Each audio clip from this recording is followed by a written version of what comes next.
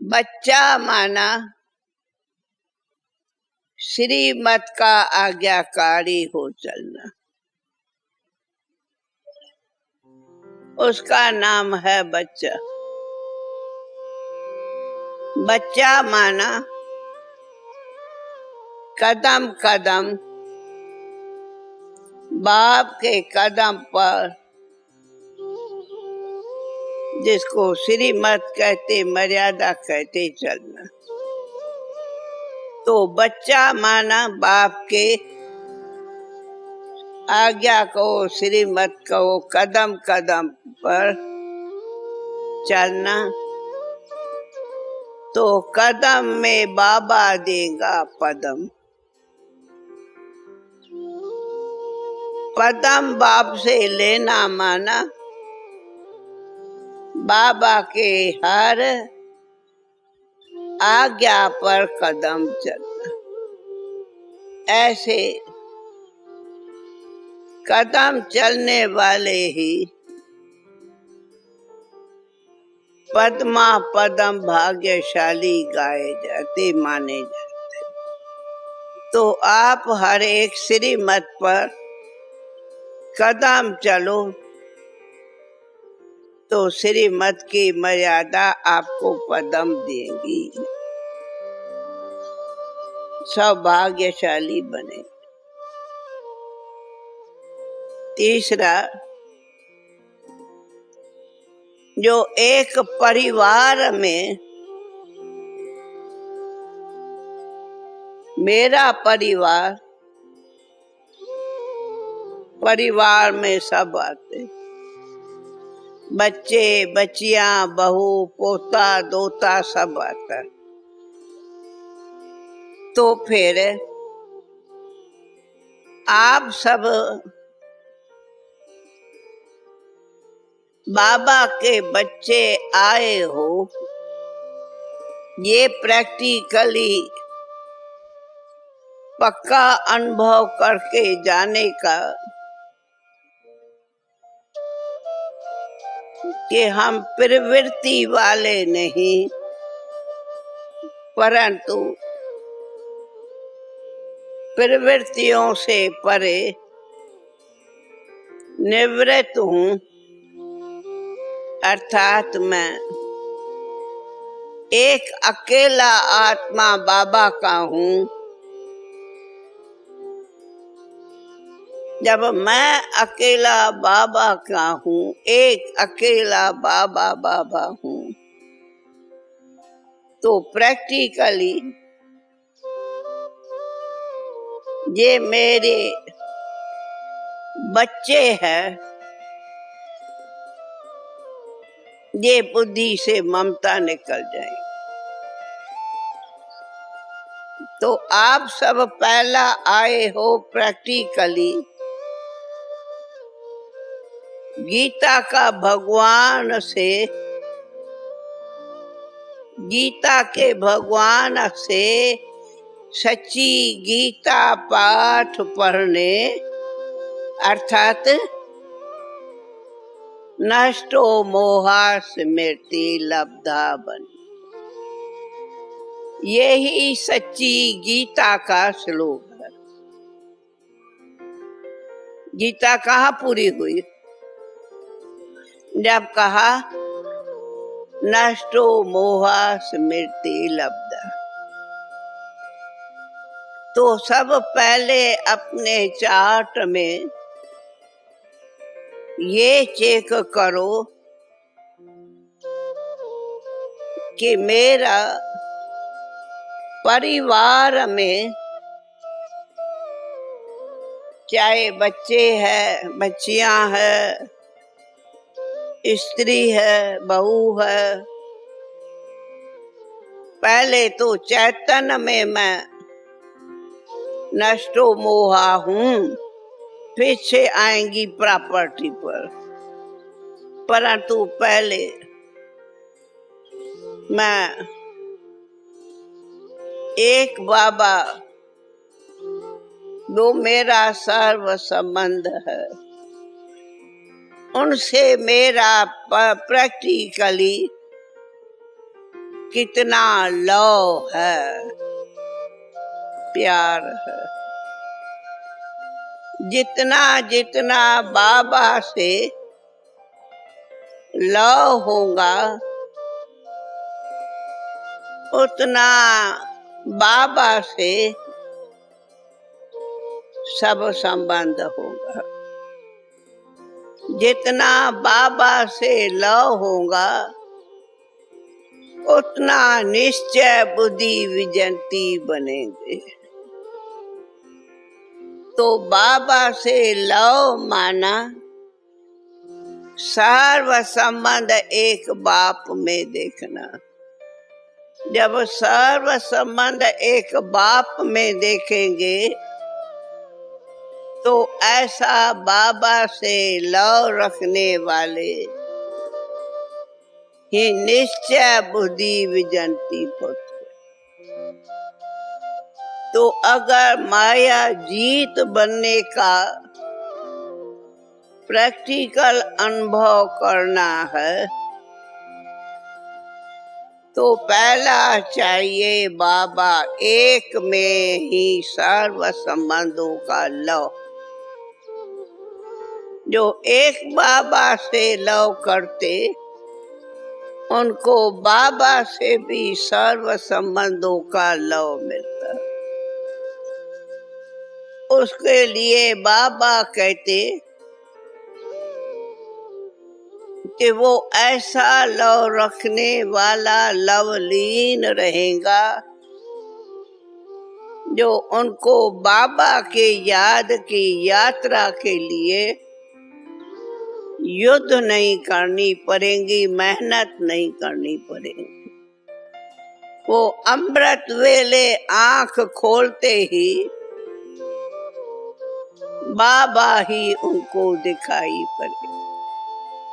बाबा के सिवाय उनके आंखों में नैनों में कोई सामने ही नहीं होगा।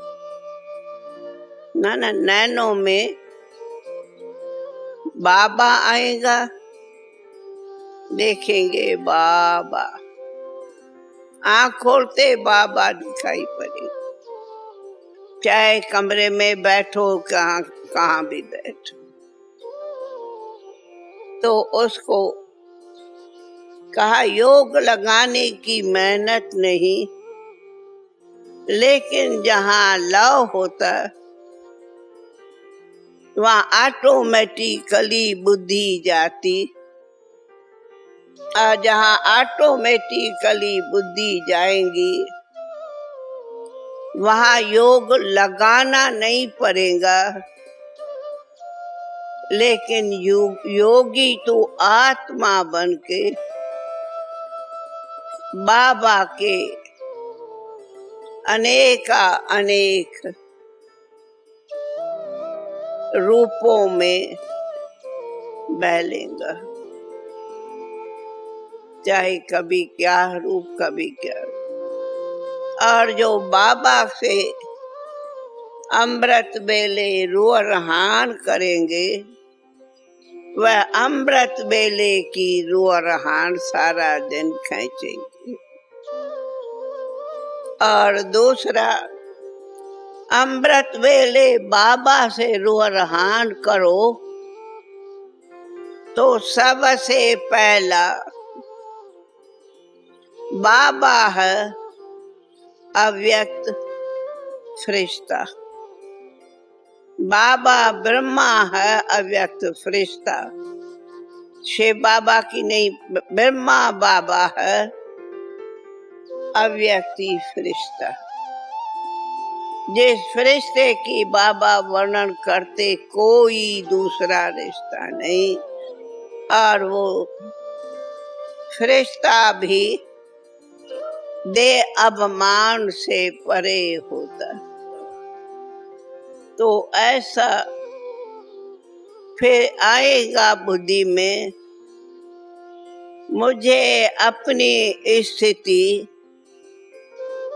ऐसी रूहानी फरिश्ता फरिश्ता फरिश्ता बनानी है, जिस फरिश्ता स्थिति में किसी प्रकार की भी माया नहीं, सहज माया जीत बनेंगे अगर खुद को फरिश्ता स्थिति अव्यक्त स्थिति बनाएंगे तो, और वो बनेगी सवेरे अमृत वेले। फिर कहा फरिश्ता अर्थात किसी भी देहधारी से रिश्ता नहीं। इसीलिए कहा है कि आप प्रवृत्ति वालों की स्थिति अगर ऐसी बने कि मैं गृहस्थी हूं, भूल जाओ। फिर कहते मैं तो ट्रस्टी हूं, मैं कहती हूं उसको भी भूलो। तो कहेंगे क्या? नहीं, मैं बाबा का प्रिय बच्चा हूं, मुझे तो इस देह अभिमान से भी परे, देह अभिमान से भी परे देही अभिमानी बनना है। तो देही अभिमानी बनना है तो मुझे अपनी स्थिति कहा क्या बनाओ? फरिश्ता, जिसका बाबा कई बार बताया कि फरिश्ते को न खुद के देह का आकर्षण, न कोई और देहधारियों की आकर्षण। ऐसा स्थिति बनाने वाला ही उड़ती कला में उड़ सकता है। ऐसी स्थिति बनने से ही सहज नष्टो मोहा हो सकते हो। ऐसी स्थिति बनाने से फिर और आगे चलो। अगर हम ऐसी फरिश्ता स्थिति बनाने की, बनाओ भी नहीं पर बनो, ये यहाँ खास बच्ची में अभ्यास करो कि हमारे पुरुषार्थ की अगर लास्ट स्टेज है भी तो फरिश्ता फरिश्ता फरिश्ता। अगर पुरुषार्थ है, मेहनत है, और अगर सर्व आकर्षणों से परे नष्टो मोहा बनना है तो उसका पहला स्थिति है फरिश्ता बनो तो सब रिश्तों से मुक्त, जिसके लिए कहा कि ये अपनी प्रैक्टिस करनी होती। किसकी? इसमें पहला त्याग चाहिए देह अभिमान का। देह अभिमान बहुत बड़ी सूक्ष्म सब्जेक्ट कहो अथवा पुरुषार्थ है। देह अभिमान अनेक प्रकारों में नीचे लाता खींचता,